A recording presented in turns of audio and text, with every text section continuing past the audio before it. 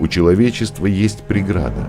Наши сердца далеки от Аллаха, и сами мы не можем к Нему приблизиться.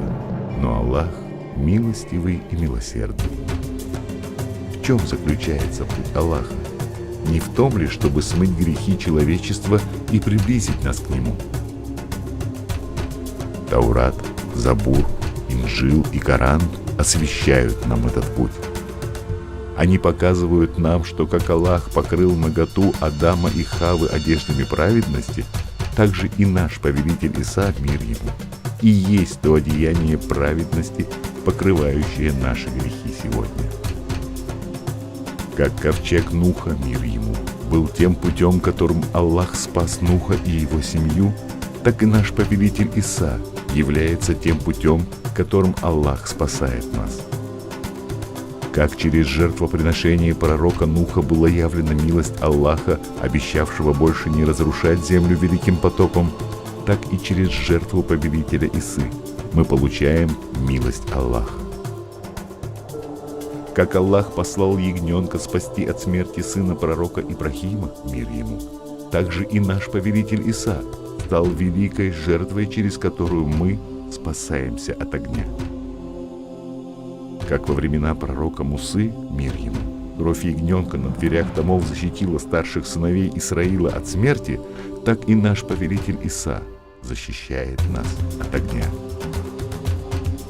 Как написано в законе Аллаха, который Он дал пророку Мусе, мир ему, о том, что только жертвенная кровь может очистить от грехов, так и единственный, кто может очистить нас сегодня, наш повелитель Иса, мир его нам, через кровь, которую он пролил.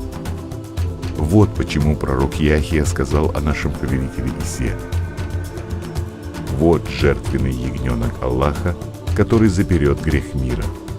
Инжил, Иохан 1:29. Наш повелитель Иса Масих спасает человечество от огня ада. Именно его Аллах имел в виду, когда пообещал, что один из потомков Хавы раздавит голову шайтана.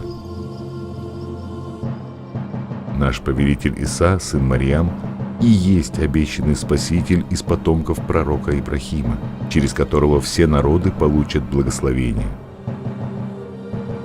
Наш повелитель Иса Масих, мир его нам, и есть тот путь. Он пожертвовал своей непорочной жизнью за нас. Его кровь была пролита, чтобы омыть грязь с наших сердец, но потом Аллах вернул его к жизни. И все, кто уверует в жертву нашего повелителя Исы, его смерть и возвращение к жизни, будут омыты от нечистоты и будут приближены к Аллаху. Им больше не надо волноваться о грехе и позоре. Они не будут грустить и не будут брошены в огонь. Они будут жить во свете Аллаха и войдут в рай, и будут там жить вечно. Сура Марьям 19:21. Во имя Аллаха милостивого и милосердного. Мы сделаем его знамением для людей и милостью от нас. Кто он? Знамение, милость. Теперь мы знаем, что знамением и милостью Аллаха является наш учитель и повелитель Иса Масих, мир ему.